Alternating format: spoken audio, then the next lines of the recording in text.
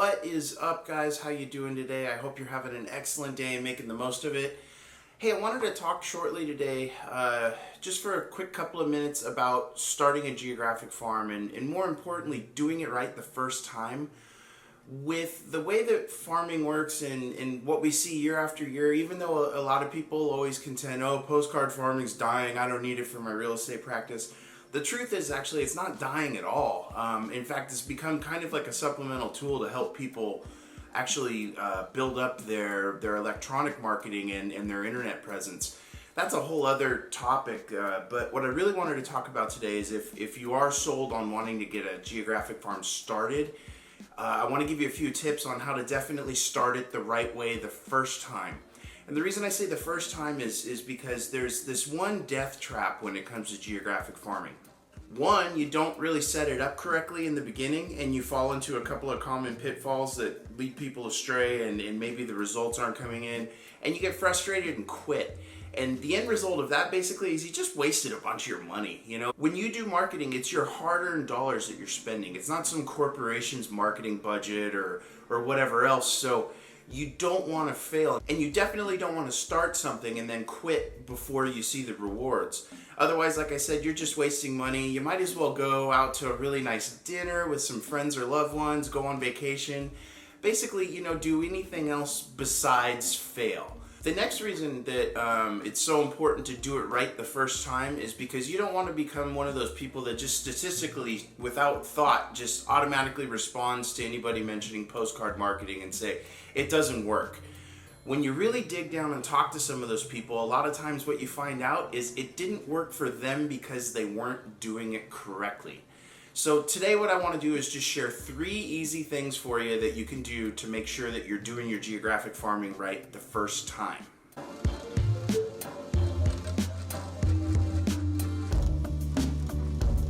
So the first thing that you really have to take into consideration if you want to set up your geographic farm successfully and roll it out correctly the first time is your farm area. Selecting a farm area is a really, really important step and it's critical. It's definitely the first step. And the reason why, if you think about it, this is an area that you're going to be marketing to for years. You're not just doing this little period. You're going to be stretching it out consistently year after year after year. So in the process, you're going to be spending thousands, tens of thousands, if not hundreds of thousands of dollars on this area. So you really need to think about the area that you're going to market to and pinpoint the one that's going to work best for you. Now, when I say best, if you think I'm talking about the most geographically desirable area or the area with the homes with the highest prices or whatever other metric of, amazing residences you want to talk about, that's not exactly what I'm talking about. What I'm talking about is this. I'm talking about picking an area that you love. Here's the deal, and it's a little bit of psychology here if you think about it. Humans, we're smart animals. So when you go out to a listing appointment and you're sitting with a family that's a prospective client and you're telling them about, all the great things that you're going to do for them, if you're not really in love with the area and you don't really even care that much about the home, it's going to come through to the homeowners and psychologically that's going to turn them off. If you work in an area that you absolutely love, you're always going to do better. It's a psychological fact. The more happy you are, the more pride you're going to take in what you do, the better job you're going to do, the better results your clients are going to get, the more business you're going to get, the larger your real estate practice is going to get. So it all revolves around being happy. Pick an area that you love and you can't go wrong. Remember, just because everyone else is doing it doesn't mean that it's right. And so in this case, if everyone else chooses homes that are strictly really high dollar homes, or maybe an area where the turnover is just off the charts huge, that doesn't mean that it's going to work out for them. So really focus on what you love, and then all the other pieces will fall into place.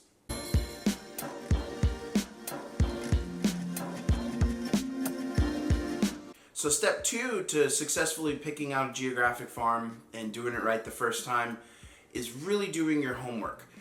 Every single agent that comes to us and they want to start a new farming project, the first thing I always have them do is I have them go online and do a little bit of research. The first thing that you're going to want to look for is you're going to want to look for transactions, and you're going to want to see how many transactions are in the area.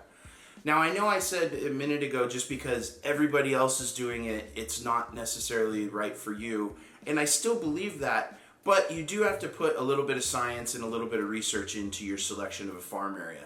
So one thing that you want to do is you want to look, and you do want to make sure that there are some transactions going on in the neighborhood and there is activity. Obviously, the more activity, the more chances you have to win a listing appointment, which means the more listings you could potentially get. Now, if you find an area that you love and there really is no activity, at least measurable activity going on, don't worry. We see this from time to time, and generally it's those areas that there's predominantly, say, an elderly population. And these areas, what we find statistically, the homeowners have this attitude of, I will sell my house the day that they pull me out on a gurney toes up. And that's okay. If that's really, really the area that you love and you want to focus on, we wouldn't tell you no, we would just tell you not now. What we would suggest is first you find another area that you could love just as much, but it's not your number one pick. And what we would suggest is you get that area going, you build that business, and then once you've done that, then you take some of that money and then you put it into the other area that has a lower turnover rate. The idea being that area, since there isn't as much activity, it's just going to be a little bit more of a passion project. So it's not going to be the typical, 6 to 8 month to 10 month ramp up period for you to start doing measurable business there. It's going to be a much more expanded period. The next thing you want to research when you're researching your farm area is take a look at who's actually doing the deals. Run a report for the last year or two and see who the agents actually are. A lot of agents have this idea that they don't want to be on either of the extremes when it comes to picking a farm area. So they don't want, for instance, an area that has no regular agent, and they don't want an area where there seems to be an agent that dominates the area. And I actually disagree, and I disagree for a couple of reasons. First, for the areas that don't have any agent that's doing the lion's share of the business, these are fantastic growth opportunities. Nobody's really gone in and established themselves as the realtor of choice or the resident expert in the area. So it's a great opportunity for you to go in there, quickly establish yourself, and become that dominant realtor that's doing the lion's share of the deals. But what about the second type of area, you ask, where you have an agent that has the lion's share of the deals? I think those are actually fantastic opportunities as well. And here's why. The simple fact of life is there is no one kind of person in this world. We're all different. We all have different tastes. We all have different sensibilities. A real estate transaction is a really personal one.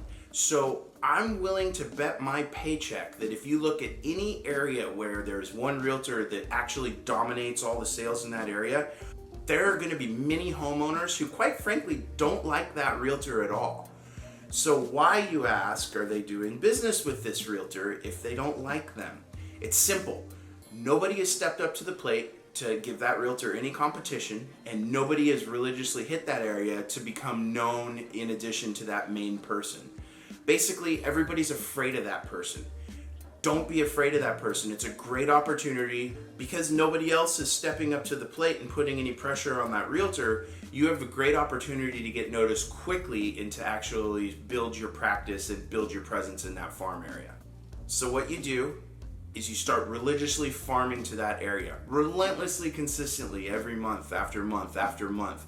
Homeowners are going to get to know who you are. And the ones that don't like Realtor X that's doing the lion's share of the deals, when it comes time for them to call an agent to do a listing appointment because they are ready to sell, they're not going to call that guy. They're going to call you. It's just a fact. So don't shy away from an area just because there's a realtor that's doing the lion's share of the deals.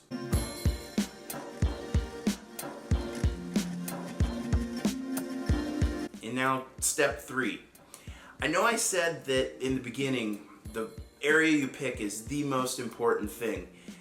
And that is true, but this third step is critical if you want to be successful in geographic farming. And it's a very simple one.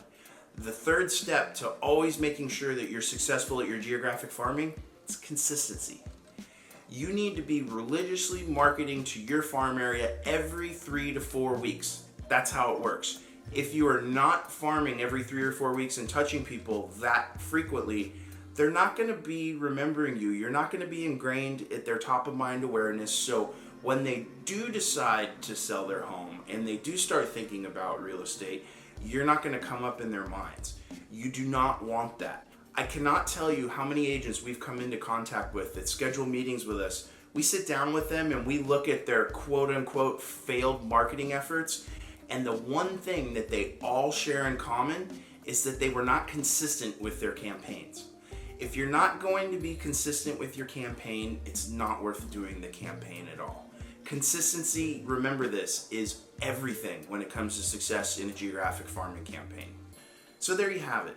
Obviously, there's lots of facets to this, and you really do have to consider lots of things when contemplating how to get your marketing campaign started and how to successfully do it.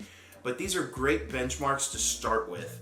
In the 20 or so years that we've been doing marketing campaigns for agents and helping them, these are the things that we see come up most often.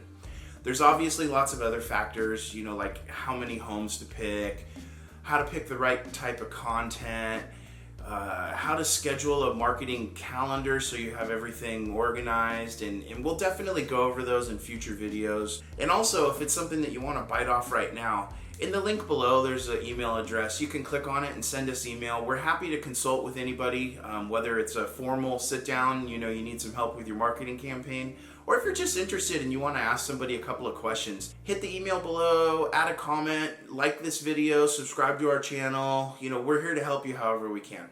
So get out there and make it a great day.